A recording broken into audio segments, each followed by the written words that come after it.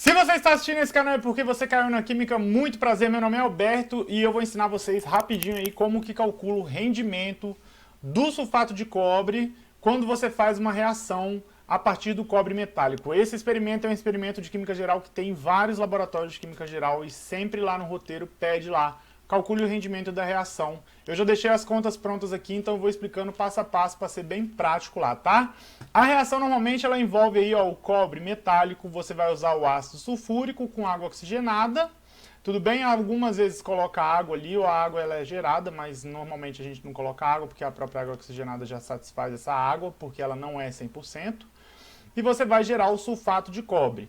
Sulfato de cobre esse pentaidratado aqui, ó, ele tem um 5H2O. Tá? Esse 5H2O vai fazer diferença lá quando a gente for fazer o cálculo do rendimento. Então vamos lá, primeiro passo para você é o que? Você tem que ter a massa molar de todos esses átomos. Isso daí você pega na tabela periódica. Quais todos os átomos? O cobre, que é o elemento que vai estar aqui no seu reagente e no seu produto, e ele é o limitante, porque o ácido sulfúrico e a água oxigenada você coloca em excesso, ou você coloca a quantidade estequiométrica ali só para fazer a reação mesmo. Então é o cobre que te interessa, tá? Aí tem o peso de cada um, você pega na tabela periódica lá, eu nem arredondei para ficar bem bonitinho aí o pezinho de cada um. Você vai ter aqui desse lado o peso do cobre, 63,546 gramas por mol. E aí a gente vai ver aqui, ó, desse lado aqui o peso do sulfato de cobre. O peso do sulfato de cobre vai ser o quê? O peso do cobre, o peso do enxofre, 32,065, 4 vezes oxigênio, 15,99.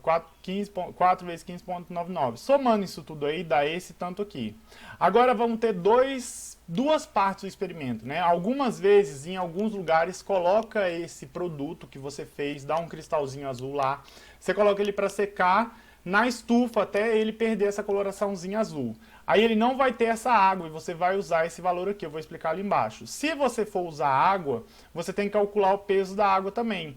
A água vai ser como? 1 oxigênio, 2 hidrogênios, porque são 2 hidrogênios, né? Vai dar 18,0146, vezes 5, porque são 5 mols de água. 5 águas, não são 5 mols, né? São 5 águas junto com o sulfato de cobre. A água se complexa lá no cristal para formar aí esse complexo, esse retículo cristalino com a água presa nele lá. Se você multiplicar a massa da água por 5, porque são 5 águas, 90. Se você não colocou o seu sulfato de cobre para secar, ele vai estar com a massa então de quem? Do sulfato de cobre mais 5 vezes a água, que vai dar aqui, ó, 249,6804 gramas por mol. Isso daqui é a massa do seu sulfato de cobre pentaidratado. E esse 159,607 é a massa do seu sulfato de cobre sem estar hidratado. Você secou ele, a água foi embora, então aí você não tem água lá nele. O que você vai fazer com essas massas? Então agora, resumindo, a gente tem a massa de todo mundo aqui, tá? A massa do que eu acabei de falar, né? Do sulfato de cobre, dele pentaidratado e do cobre. Aí você vai pegar o tanto que você pesou na balança, né? Vou colocar como exemplo aqui que eu pesei 400 miligramas. Isso você tem que anotar direitinho. Por quê? Você vai pegar essa massa que você pesou na balança e vai ver quantos mols que você tem de cobre lá. Porque a quantidade de mol que você tem de cobre aqui vai ser a quantidade de mol que vai ser gerado de cobre aqui. Repara que é 1 cobre para gerando 1 sulfato de cobre ali, tudo bem? Então você vai fazer o quê? Você vai pegar essa massa que você pesou, eu aqui no caso como exemplo estou dando 0,400, mas você pega o que você anotou, divide pela massa molar do cobre. Quando você divide pela massa molar do cobre, se você fizer análise dimensional, é grama por grama, o mol sobe e aí você vai ter a quantidade de mol. Essa quantidade de mol vai ser a quantidade de mol que você vai ter esperado do seu produto.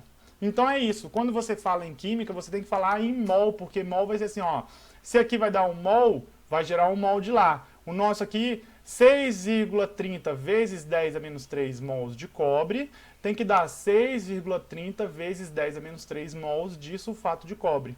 E aí eu vou fazer só essa continha, ó. O que você tem que fazer para transformar em gramas? Agora a gente vai ver quantos gramas daria, né? Quantos gramas daria. Aí você vai pegar essa quantidade de mol que você esperava, é a mesma quantidade de mol que você colocou de cobre, se a reação fosse 100%, né? Você vai multiplicar aqui, ó, se ele estiver hidratado, se você não secou, 6,30 vezes 10 a menos 3 mols, vezes essa massa molar que você calculou. Lembrando que ela é do sulfato de cobre mais 5 águas. Você corta mol com mol ali. A minha cara travou, mas eu acho que o áudio está continuando. Você corta mol com mol, você vai conseguir aí, ó, 1,57 gramas. Esse 1,57 gramas é se a sua reação fosse 100%. Se a sua reação fosse 100%. Se você tiver o sulfato de cobre seco, o sulfato de cobre seco é 6,30 vezes 10 a menos 3, que é a quantidade de mol, vezes 159,607. Esse 159,607 é esse daqui, ó, 159,607, né? Aí você teria, então, uma massa menor. Repara que você teria uma massa menor porque você não tem água lá. Aí o que você vai fazer com essas massas aqui? Vamos supor, vou colocar aqui, ó, vou colocar como se o meu tivesse hidratado, tá? 1,57, feito isso daí, ó, 1,57 seria o peso que eu iria encontrar na balança se eu tivesse 100% de rendimento, mas nenhuma reação é 100%. Se você colocar isso no seu relatório, o professor vai saber que você está mentindo, tá? 100% de rendimento. Ou, se você fez com ele seco, você colocaria 1,0055. 1,0055 que é dele seco, 100% de rendimento.